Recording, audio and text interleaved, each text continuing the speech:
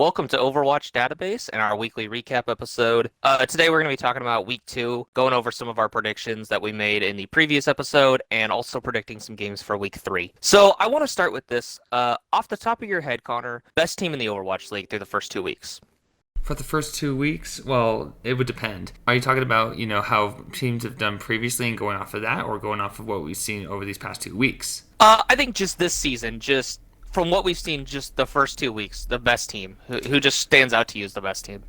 I'm going to have to say Houston, not just because I'm a fan or anything, but because they've really proven themselves and they've shown a lot of potential through these last couple weeks. That's fair. I was going to say Philadelphia. I do want to talk about we'll talk about Houston a little bit later. I actually want to start off Philadelphia, though. I think that at this point, they are the best team in the league.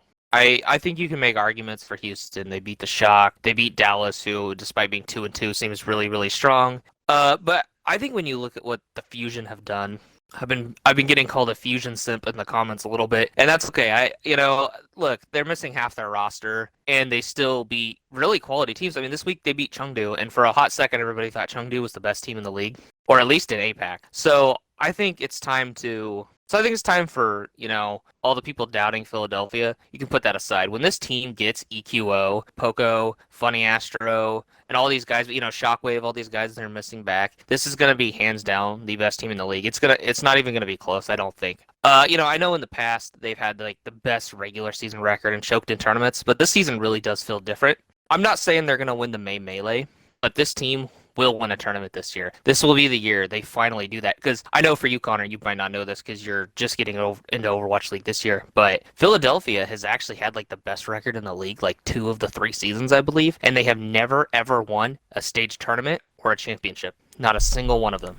Yeah, so it's funny you say that, like, just getting into it. Like, I've never really looked into the players or stats or anything like that. I've just, watched the games, and, I started off with watching Dynasty when I first started, and then stuck with Houston after that, and so, I just watched the games, and, with you coming in here and giving me all this information, me looking into all the players and everything, I totally see where you're coming from with that, and I have to agree with that, so, yeah.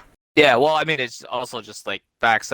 Season 1, they made it all the way to the championship before losing to the Spitfire. I think have made at least one stage final. I can't really remember, but I think they've made at least one, and they've just never been able to win one. Think about this. They finished with better records in the regular season, I think, over the 3-year span of the Overwatch League than the San Francisco Shock. And the Shock have multiple stage titles, multiple championships, and the Fusion have none. So that's kind of crazy, but I think this is the year that's really going to change. And so I just kind of want to pump up Philly fans a little bit. You probably already are pretty excited about being 4-0 on the stage. I don't think anybody really expected that, especially with missing so many players. But I think even with this roster right now, even with Hotba and Toby slotted in there as replacements, this is a team that can win a stage. Yeah, most definitely. I can really get on board with that. I think so, too. Yeah, I don't think there's anybody in APAC that will take their spot for at least getting to the Final Four May Melee tournament in Hawaii, because there's 2 teams from APAC and 2 from NA go to that. I don't see anybody taking Philly's spot in that. I think Philly is a sure bet to get to that point. I think the second spot is up for grabs. It could be Shanghai. It could be Chengdu. I actually kind of expect it to be Chengdu, but I think Shanghai could also very well be the second team. But I think Philadelphia will get there for sure, and I think they have a really good chance. I think they can beat, the Shock. I think they can beat Houston. Actually, hot take, I don't think Houston's going to get to the Final Four in Hawaii for the May Melee tournament. I think they might get knocked out by, like, Washington, Dallas, or San Francisco before then. Yeah, I could totally see them getting knocked out by San Francisco or Washington, but Dallas, that's a little iffy. I think they might be on the same level as Dallas, and that could be a tipping point for either team. That first match between them was so close. I actually think if they played right now, I think Dallas would beat them this time with how good Fearless is playing. And actually, we'll kind of shift gears with that. I want to talk about Fearless a little bit as well. He's been the best Winston in the league right now. I think you can make an argument for the best main tank. I never thought of Fearless, his Reinhardt, as absolute, cream of the crop, but his Reinhardt has been also, like, arguably best in the league this year. Maybe you could make an argument for, like, Django or something, but, Fearless has just been incredible, and he broke a record on Gibraltar. It was the most Primal Rage final blows in a single map of all time. He had 16 Primal Rage, not kills, final blows in one map. I believe the record before that was, like, 12. So, I mean, not only did he break it, he crushed it. And I think you got to make the claim at this point he's the best main tank in the league right now. Certainly at least the best Winston. And fun fact, Connor, I heard this after the fact. I actually heard this on Plat Chat. So the record was like 12 or something, and he broke it with 16. On the very next map in that series against the Washington Justice, Mag, the rookie main tank for Washington that we've all been, in the preseason hyping up as he's going to be elite, he had 15 on the next map. So he would have broke the record being a rookie if Fearless hadn't broken the record in the map before that.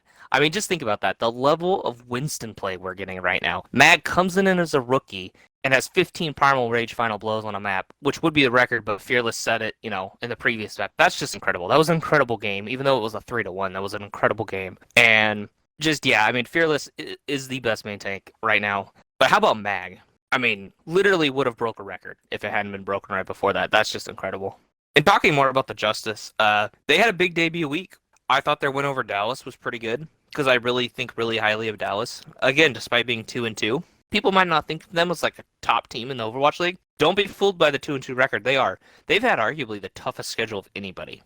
And they were, very close to being 3-1 if they didn't lose to Houston in map 5. So I think the Dallas Fuel are probably I know in our power rankings we put them at 7th. I think once they actually get a hit scan, supposedly they are getting one, it's a top 5 team. I definitely think they're a top 5 team. So just the Justice being able to beat them. And I know the second game was against Vancouver, and I don't want to hype a team up too much that half their wins is against Vancouver, but the Justice looked really good. I think people can kind of put to rest the fears of Bebe and Closer being like a weak spot for this team in the backline. And they're not elite. Don't get me wrong, they're not elite, but they were totally fine. Especially Bebe playing the Ana. He was hitting huge anti-nades, making big plays. And I really thought the backline looked at least league average at best. I thought a lot of people were like, "Oh, this team is not going to be top 5 because of this backline." No, they're going to be top 5. And I think North America as a region is going to be so interesting, especially as we get into this May Melee tournament.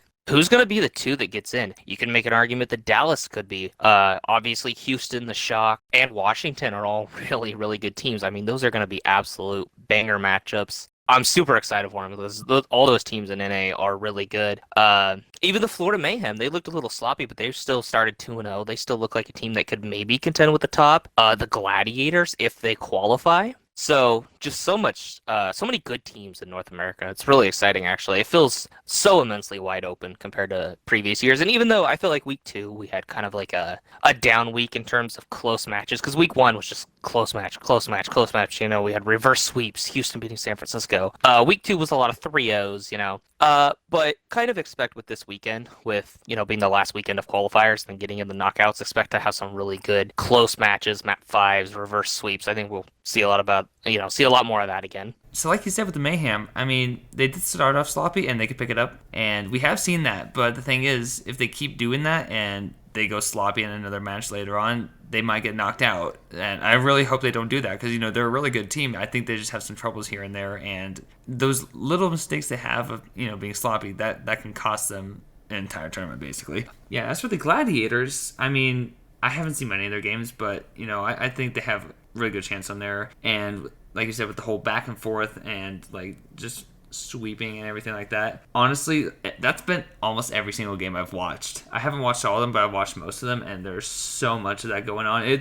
All these games are real nail biters, honestly. And what really gets me is the amount of like overtime draw you have, and just a constant back and forth, teams coming in from spawns, and it's just like, oh, who's gonna get it? Oh, is there gonna be any more time left? Is it gonna be one here? Is it gonna be lost here? You don't know, and it's really nerve-wracking, and you just want to know what's gonna happen, Well, yeah, and I think just, for someone like you who's just getting into the Overwatch League, it's a great season to do that because there's so much parity. In previous seasons, it felt like maybe Shanghai, maybe Philly could knock off the Shock, but we kind of really knew the Shock were going to win. This year, it's so much more wide open. I mean, especially you look at North America, like I was saying, Houston, San Francisco, the Justice, the Dallas Fuel, I think, are all capable of winning tournaments. And then, we were just talking about Florida Mayhem. They're kind of a wild card.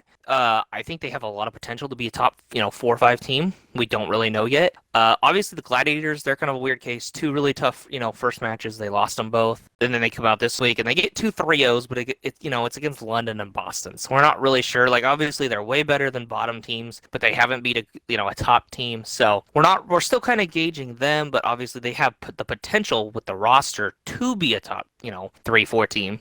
And so there's just so many good teams. Even Toronto started out 2-0 and beat Atlanta. So it's just, Toronto's not going to be a top 5 team or anything, but they're still a team that can knock off a lot of teams on a good day in the right meta. So yeah, just so much parity. And talking about Houston some more, I was really happy to see them come out and, well, besides beating my team, London, I was really happy to see them come out and actually play well against worse teams. I was hoping it wasn't going to be a thing where they come out week 1, pull off a big upset, do really good, and they come out, in week 2 and just completely boom and lose to a team they shouldn't. And I do think their play wasn't quite as clean as week 1, but it was still pretty good. And I think it was just because of the competition they were playing. Maybe they just didn't feel like they had to, give 100%. I don't know. But we have seen them play cleaner than they played last week in week 1. So I'm not really concerned about it. I really want to see them in the May Melee play like Shock again or somebody, up there. Maybe the Justice. I think if they can go like 5 maps with one of those teams, even if they lose, you're still really excited about this team because it's like, yeah, they didn't make it to the Final 4, but they were highly competitive against other top teams in North America, and obviously they're for real. So moving forward, I kind of want to give like I don't know if it's a hot take, maybe it is, kind of like a dark horse team moving forward that I think people are kind of like cool on now, but could be really, really elite team later. And that's the New York Excelsior. So they started off this last week playing their first 2 games. Their first game was against Chengdu. I know they got 3-0'd, but people were like freaking out that they were like, oh man, New York is garbage. We're a bottom 5 team. All this stuff. And I think that was a massive overreaction. Chengdu is like easily the second best team in APAC at the moment. And they were competitive on maps. New York was competitive. They almost, they pushed them pretty hard in Nepal. I can't remember the map. There's another map that was pretty close. So like they were competitive with Chengdu. And I know Hangzhou might not be that good, but they had a pretty good win over Hangzhou. So I think there's a lot to be excited about by this team. Specifically, Flora impressed me a lot. I thought he looked really good, especially in like the McCree and stuff. I was really impressed with him. I would have liked to see Guangboon play a lot more. I hope they play him more in the future because I've heard nothing but good things about him. And I really like Ivy, but I'd also like to see Feather play because they have so many good DPS. Seems like good DPS. I'd really like to see more of these guys. Yakpeng and Bianca was okay. I think Bianca, I've always kind of thought highly of Bianca. I didn't think he's played particularly well. But really, I kind of want to talk about the support line. Jonak was kind of garbage, and I know that, league MVP in season 1, he's always been considered, one of the best players in the league, one of the most popular players in the league. And I mean, in season 1, he was the best, flex supporter. He was basically a DPS Zenyatta, and he played really, really poorly. So I am worried about their support line not being very good, not even being league average. And I think it really starts with Jonak. I think at some point, I know Jonak's kind of, it's like Carpe in the Philadelphia Fusion. He's just been there so long, he's just ingrained into the roster. I think they need to upgrade their support line. Unless Jonak shows considerable improvement. I don't know, maybe it was just a bad week. It was 1 week, so I don't want to like completely overreact to the situation. But for being such a face of the league for so long and a face of New York, he played really poor. I don't know, maybe it was just a bad week, but he needs to look a lot better moving forward, I think. But other than that, I think there is a lot of potential for this team. I think if Jonak plays better, the tank line can play slightly better, and they figure out a good rotation for the DPS, depending on meta and the maps and whatnot. I think that this team does have a lot of potential. It just really comes down to figuring all that out and kind of meshing that all together. So yeah, before we move into the next segment, just kind of to highlight some of the bigger games over the weekend, for anybody who missed it or doesn't know. So yeah, Chengdu beat New York 3-0. Again, though, some promising things, I think, from New York. Hangzhou went 0-2. That was disappointing. Why didn't they play Ligue A? Why didn't they play, the Chinese roster? Obviously, they actually fired their 2 coaches, which usually in the past, I don't really see teams make coaching changes, especially it's so early in the season. But after that 0-2 start, they already fired their coaches, the head coach Paijan, and they promoted Andante. So I hope that maybe will mean more success for this team moving forward, but it will just be we'll just have to kind of wait and see. Again, the Gladiators bounced back with a couple 3-0s, victories over Boston and London. It's good for them. The Justice came out, looked really good, went 2-0. Really good debut week for them.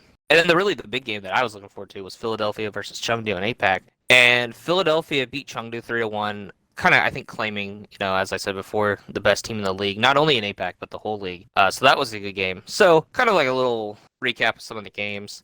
So next we're going to talk about some like players and teams that were impressive to me, kind of like we did last week. I already talked about Fearless being the best Winston in the world. I was going to talk about that now, but I was really excited about it earlier. So I think we should talk about Carpe a little bit.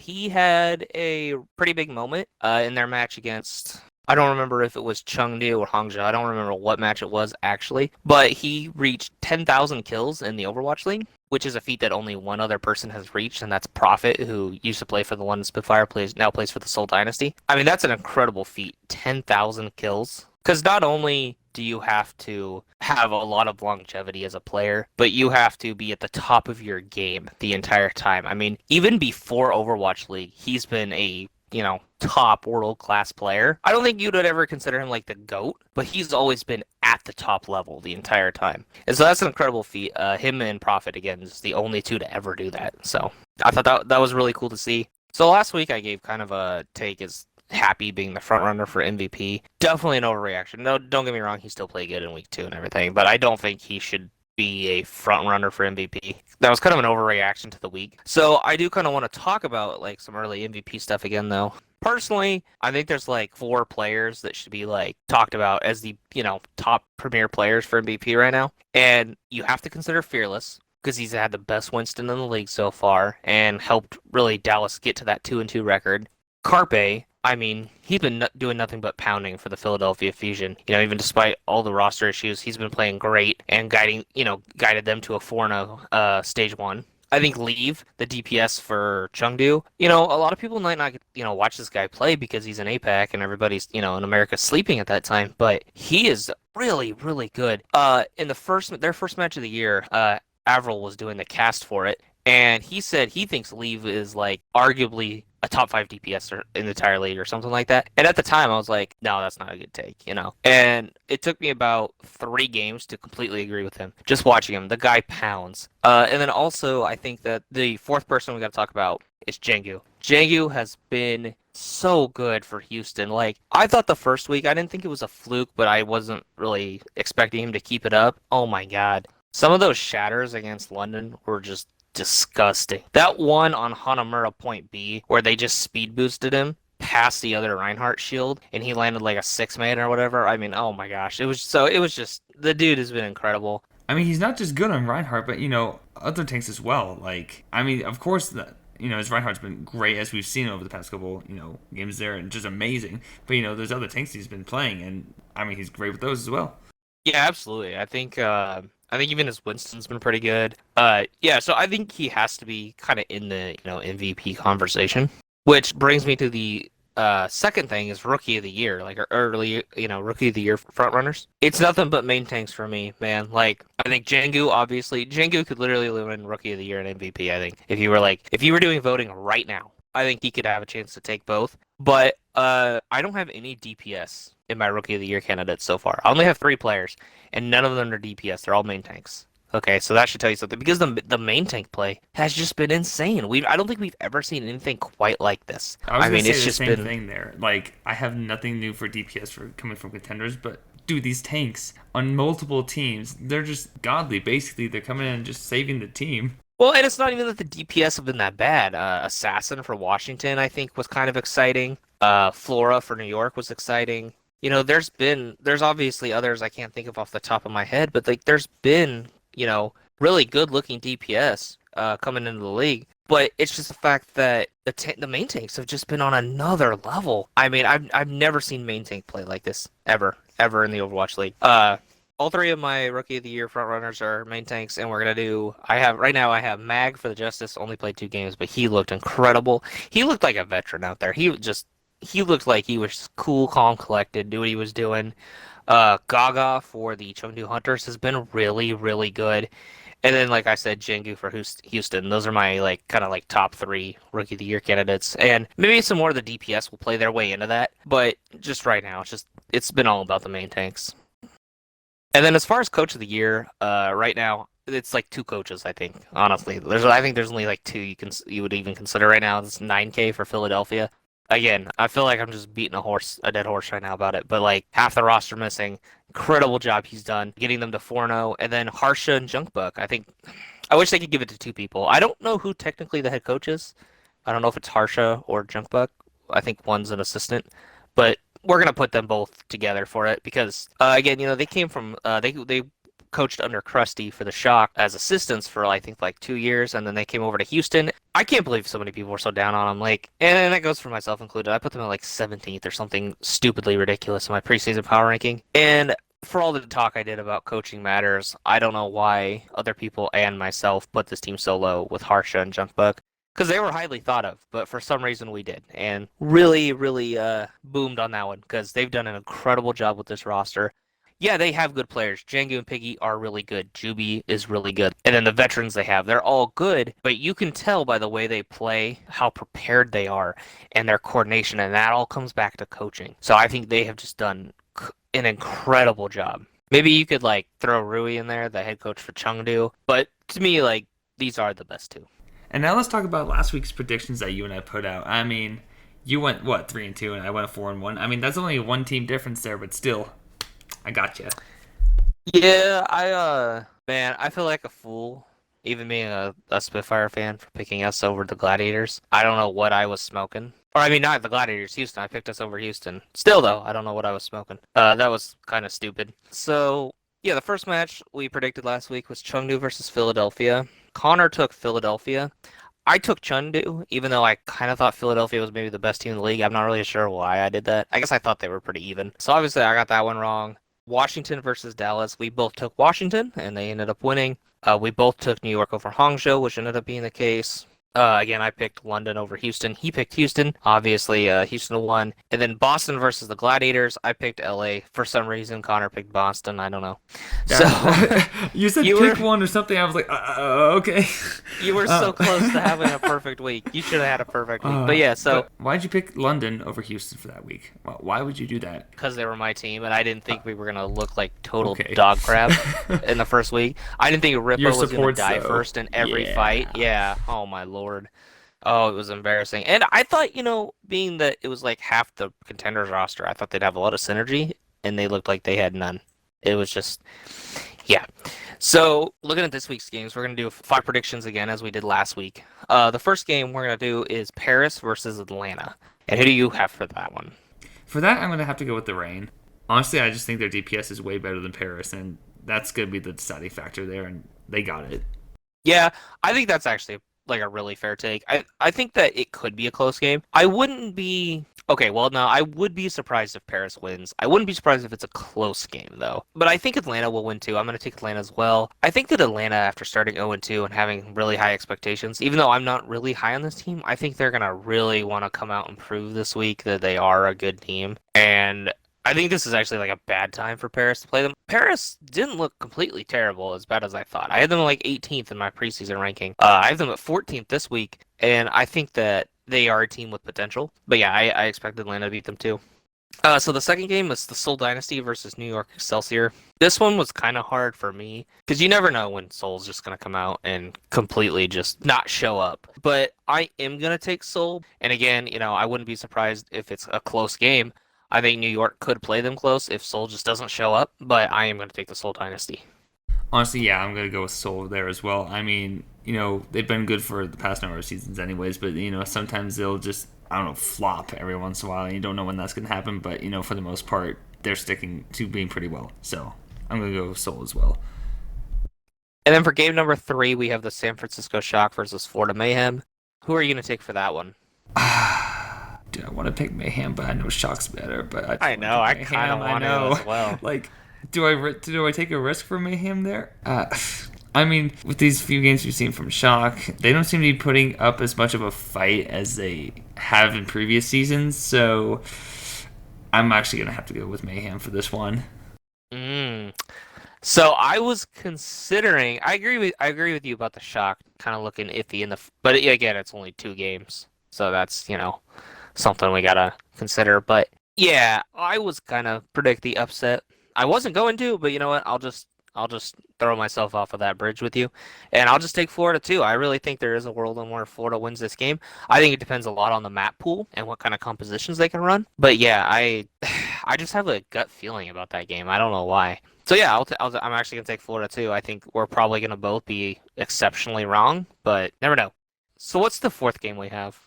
And the next game would be Toronto versus Washington. I'm going to have to go with Justice for that because even though Toronto is 2-0, the teams they played against are not top tier teams. And Justice, they're a top tier team. I mean, that's why I'm going to have to go with them. Yeah, no, I agree. Toronto's wins, beating Atlanta wasn't really that impressive to me because I wasn't that high on Atlanta in the first place. But yeah, I'm going to have to agree with Washington. I think that I want to say there's room for that game to be close, but I really think Washington should handle it pretty well. And then the fifth and final game we're going to do a prediction for London versus Boston. Oh man, it hurts me to say this as a London fan, but this could be this year's toilet bowl. That might actually be terrible, but kind of in a good way. Like if it goes to 5 or 6 maps, that could be really fun. Just watching two bad teams slug it out. So you're going to take in this one. That one, I would have to say the same thing. Like it's hard to pick for that one because they're both pretty Bad. low on. Yeah, you can just say it. Yeah. I mean, if I had to pick, I would pick London for that. Even though they've been having some pretty bad games, Boston's track record of being bad. It's okay. Again, it's a long one. Yeah, They've been bad for a long time. Yeah. So I really think London might pick it up there and will actually win that. And we thought Boston might be decent this year, and they looked completely awful in their first 2 games. So I mean, they played good teams. Yeah, I'm gonna actually take Boston. I'm gonna go against my team. They boomed me last week. I think Boston has the higher upside than the Spitfire do, and I think they will look a lot better this week against a worse team. And London might look better too, not playing such a good team. But I'm gonna actually take Boston. So hopefully I have a better week this week because I am a game behind you now after the first week. So that'll do it for our predictions. And I think pretty much for this episode. Any last thoughts you want to add, Connor? Honestly, I think this is going to be a really good week, and maybe some of our predictions will be wrong. Maybe some of these teams will completely turn it around, and we'll see something that we didn't expect from them. Like I mentioned with Spitfire, maybe they'll pull out something against Uprising. Who knows? Anyways, as for players, honestly, I love what Django's been doing with Tank. He is a great tank coming from contenders. I love everything he's doing here. He's really helping the team out. He's making great plays. I'm proud of him. That's all Django for MVP, right? Yeah. Basically. Yeah, I mean, you have to have him in the conversation right now, I think. So, so that pretty much does it for our Week 2 recap and our Week 3 predictions. Just a reminder, the games do start Thursday this week, and the knockouts are actually Sunday for the May Melee tournament. So those should be really, really exciting. Make sure to tune in for those. If nothing else, at least for those matches, those should be really good. So I think that'll do it for us this week. Make sure to leave a comment, like, and subscribe. Hit the bell icon for notifications. Enjoy the games this weekend, and we'll see you next week.